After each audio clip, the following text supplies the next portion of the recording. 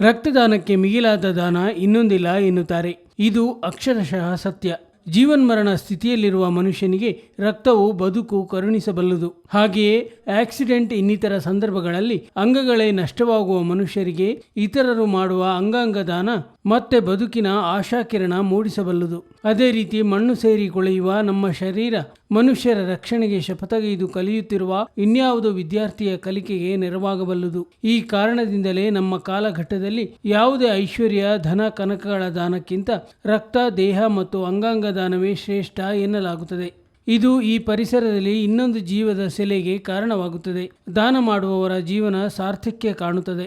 ತನ್ನ ಅಸ್ತಿತ್ವವನ್ನು ಮಾನವೀಯ ಸೇವೆಗೆಂದೇ ಮುಡಿಪಾಗಿಟ್ಟಿರುವ ಭಾರತೀಯ ರೆಡ್ ಕ್ರಾಸ್ ಸಂಸ್ಥೆ ಇಂಥದ್ದೊಂದು ಕಾರ್ಯಕ್ರಮವನ್ನು ಬುಧವಾರ ಮಡಿಕೇರಿಯಲ್ಲಿ ಆಯೋಜಿಸಿತ್ತು. ರೆಡ್ ಕ್ರಾಸ್ ಕಟ್ಟಡದಲ್ಲಿ ನಡೆದ ಶಿಬಿರದಲ್ಲಿ ಅಪಾರ ಸಂಖ್ಯೆಯ ಯುವಕರು ವಿವಿಧ ಗುಂಪಿನ ರಕ್ತವನ್ನು ದಾನ ಮಾಡಿದರು. ಇದರೊಂದಿಗೆ ಅನೇಕರು ಸಾವಿನ ನಂತರ ತಮ್ಮ ದೇಹವನ್ನು ದಾನ ಮಾಡುವುದಾಗಿ ಹೆಸರು ನೋಂದಾಯಿಸಿದರು. ದೇಹದಾನ ಮತ್ತು ಅಂಗಾಂಗ ದಾನದ ಉದ್ದೇಶದಿಂದ ಸುಮಾರು 15ಕ್ಕೂ ಹೆಚ್ಚು ಮಂದಿ ಹೆಸರು ನೋಂದಾವಣೆ ಮಾಡಿದ್ದಾರೆ ಎಂದು ರೆಡ್ ಕ್ರಾಸ್ ಸೊಸೈಟಿ ಜಿಲ್ಲಾಧ್ಯಕ್ಷ ರವೀಂದ್ರ ರೈ ಚಿತ್ತಾರದೊಂದಿಗೆ ಹೇಳಿದ್ದಾರೆ.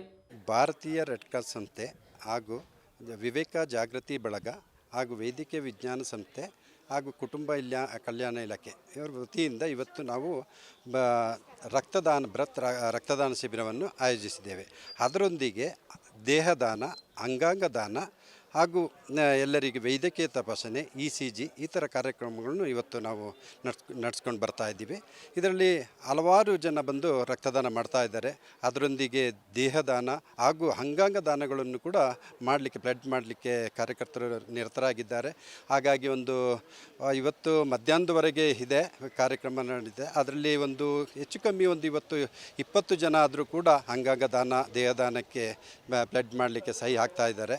ಹಾಗಾಗಿ ಇನ್ನೂ ಕೂಡ ಹೆಚ್ಚಿನ ನಮ್ಮ ಭಾರತೀಯ ರೆಡ್ ಕ್ರಾಸ್ ಸಂಸ್ಥೆ ವತಿಯಿಂದ ಅಲ್ಲಲ್ಲಿ ಕಾರ್ಯಕ್ರಮಗಳನ್ನ ಹಾಕಿ ಏನು ಸಮಾಜಕ್ಕೆ ಅವಶ್ಯಕತೆ ಇದೆ, ಹಾಗಾಗಿ ಈ ಅಂಗಾಂಗ ದಾನ ಇರ್ಬೋದು, ರಕ್ತದಾನ ಇರ್ಬೋದು, ಇಂಥ ಶಿಬಿರಗಳನ್ನು ಆಯೋಜಿಸಿ ಕಾರ್ಯಕ್ರಮಗಳನ್ನು ಅನುವು ಮಾಡಿಕೊಟ್ಟು ನಮ್ಮ ಜಿಲ್ಲೆಯ ಜನತೆಗೆ ಒಳ್ಳೆಯ ಒಂದು ಅವಕಾಶ ಮಾಡಿಕೊಡುವ ನಿಟ್ಟಿನಲ್ಲಿ ನಾವು ಸೇವೆ ಮಾಡುವ ನಿಟ್ಟಿನಲ್ಲಿ ನಾವು ಕಾರ್ಯಪ್ರವೃತ್ತರಾಗಿದ್ದೇವೆ. ರೆಡ್ ಕ್ರಾಸ್ ಸೊಸೈಟಿಯ ಈ ಮಾನವೀಯ ಕಾರ್ಯಕ್ಕೆ ವಿವೇಕ ಜಾಗೃತ ಬಳಗ, ಕೊಡಗು ವೈದ್ಯಕೀಯ ವಿಜ್ಞಾನಗಳ ಸಂಸ್ಥೆ ಹಾಗೂ ಆರೋಗ್ಯ ಮತ್ತು ಕುಟುಂಬ ಕಲ್ಯಾಣ ಇಲಾಖೆಗಳು ಸಾಥ್ ನೀಡಿದವು. ರಕ್ತದಾನ ಶಿಬಿರದ ಜೊತೆಗೆ ಬಂದವರಿಗೆ ಉಚಿತವಾಗಿ ಆರೋಗ್ಯ ತಪಾಸಣೆಯನ್ನು ಮಾಡಲಾಯಿತು.